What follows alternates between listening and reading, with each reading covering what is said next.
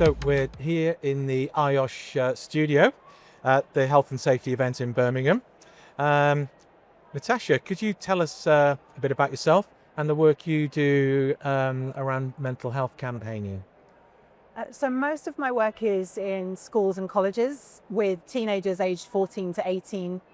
And I've been doing that job since 2008, going into schools, doing research with teenagers, find out what's missing from their mental health education, and then with the help of experts, seek to provide that for them.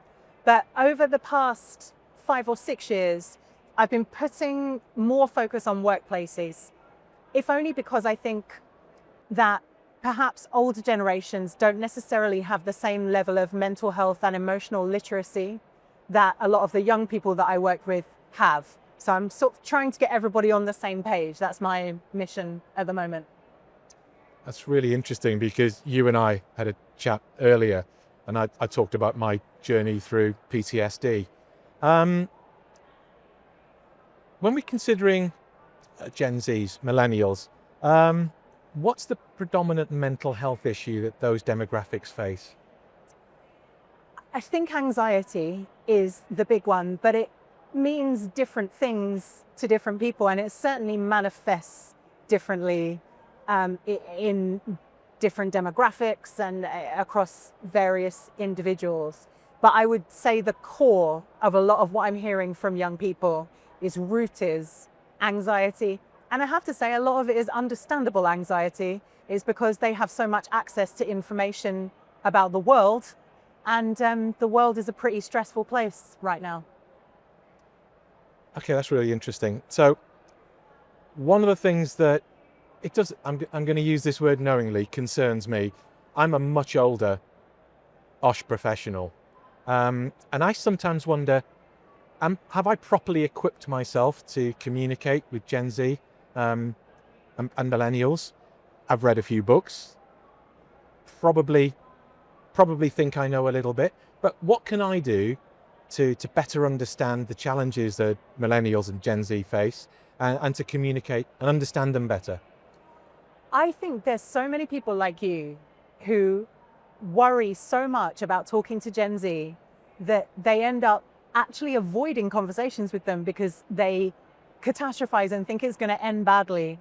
And my experience is that really, if you go in with the intention of understanding rather than judging, put all your preconceptions to one side and show genuine interest, they won't take offense. You know, even if you use a slightly archaic word or you're not quite talking, in exactly the same vocabulary, as long as it's the attitude, as long as you're going in with the attitude of, I want to understand you and your world better, then I don't think you can go wrong, really. Why are Gen Z and Millennials facing these mental health challenges at the moment? Such a big question. I think for Millennials, that's my generation, it's predominantly because the social contract has been broken. We were the generation that were empowered first by Blair's government and then subsequent administrations after that to stay in education longer than our parents did, generally speaking. I was the first in my family to go to university. And like lots of people my age, I emerged with a posher accent than my parents and this belief that I would automatically outperform them financially. And I haven't.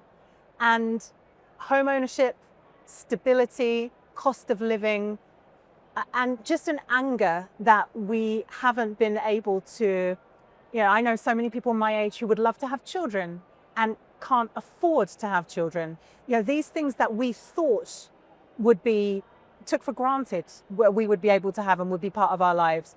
I think that is the root cause of a lot of our mental health issues, because it's a kind of existential crisis of, what am I doing this for? What is my life about? With Gen Z, I don't think they're there yet. A lot of them are still in education or they're starting out on the ladder of work. And I think for them, it's this huge technological divide. They are the generation that have grown up online, and their environment and their belief systems and their ideologies are at odds with, pretty much everyone around them. And that's interfering with, I think, their ability to connect, and connection is a really key human need. And that's why I think maybe we, the older generations, need to work harder to kind of come to their level and try to connect with them. That's fascinating. Interestingly, as a boomer, I do occasionally get some pushback from millennials. And it hadn't dawned on me that, yes, I knew that you face different challenges, but it hadn't dawned on me that your generation kind of feels that the challenges that you face, we didn't face as boomers. And in reality, we probably didn't. Got a question. Literature, press and media, some of the books I've read. Why is 2010 such an important date? So 2010 is pretty much where you can track this huge rise in mental health issues amongst young people. You know, you will have seen the graphs. It starts to go up from that point. There's a few things there. First thing I would say is that that's when work was really underway with awareness raising. And as somebody who, I've been having panic attacks since I was 8, but panic attack was not available then as a diagnosis. So I was told I had asthma. I was told I had allergies. It took me until I was in my late 20s to get the diagnosis. It's not necessarily that there were suddenly more mental health issues then. It's that people knew. They went, oh, okay, that's what it is. That's the challenge that I'm facing, because of the work that was being done by campaigners and charities around awareness. So that's one thing. Secondly, that's when smartphones became so prevalent, you know, just everywhere. And there's the book by Jonathan Haidt, The Anxious Generation, where he attributes it pretty much solely to that. But I would add on to that 2010 here in the UK is when austerity was introduced, when a lot of communities lost social services, they lost sports clubs, they lost libraries, when schools and education changes came in so that schools had less time for music, art, drama. These are all things which have a proven therapeutic value. So it's not just one thing, but it does all seem to converge on this year of 2010. So, what do we do better in the workplace to support? I think we're probably talking more specifically about Gen Z. What do we do better in the workplace? I think trying to put aside the fear of having the conversations. There's, again, as somebody who has one foot in media and one foot in schools, I see what's written about Gen Z, and it's so far away from my experience with them on the ground. They're not going to cancel you for using the wrong word. They may complain if you use a word that they consider offensive. They tell you why it's offensive, and then you continue to use it and don't amend your behavior. But I think that's reasonable if they've given you a good explanation as to why that's an offensive word. But if you are going in with good intentions and you get it wrong once, they're not going to freak out. So I think it's just, put aside all your preconceptions about that generation and talk to them the way that you would anyone else. Okay. I think that leads me to a kind of almost a personal question. So I'm in a conversation with a Gen Z, and they indicate clearly that some of my language they feel isn't appropriate. Yeah. We have a discussion. I understand why, but I disagree.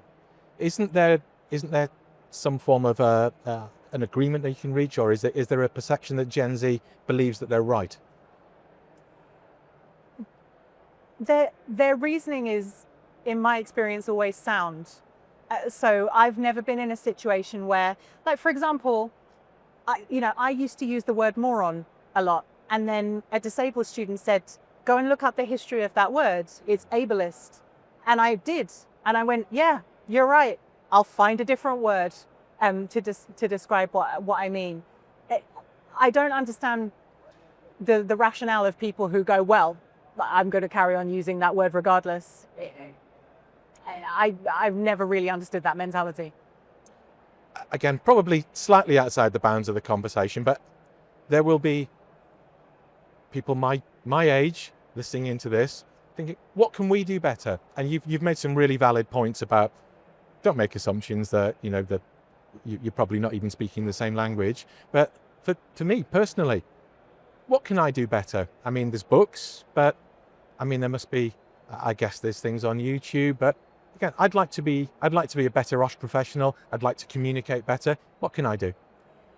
I think that the best thing anybody can do is put their own mask on first, introspect a bit, work out what's going on with their own mental health. I mean, this is not something I've heard from you, but a lot of the time when I'm talking to people of your generation, they'll say, well, never did me any harm. And they're talking about things that absolutely, even I can see from a 5-minute conversation, absolutely did do them harm. Have therapy, or, you know, do some work on yourself. And it will mean that you are able to much better meet people who are part of a generation where mental health is normal to them. It's the water they're swimming in, you know? I've heard you talk about perfectionism, and it's not just about doing things correctly. It's about an absolute drive to succeed. That applies to me, absolutely. But it was a little bit more than that. It was also that I knew there was an expectation from my parents, and that has really detrimentally affected the way I've approached my life, because it's tough to live with perfectionism. Yeah. Striving to be, and you're not trying to be the best for anyone else's perception of you. You're trying to be the best because it's embedded deeply in you. Yeah. It's fascinating. You and I could keep talking for ages, but I did say I wouldn't freestyle too much. Only 2 extra questions. Again, fantastic. Thank you.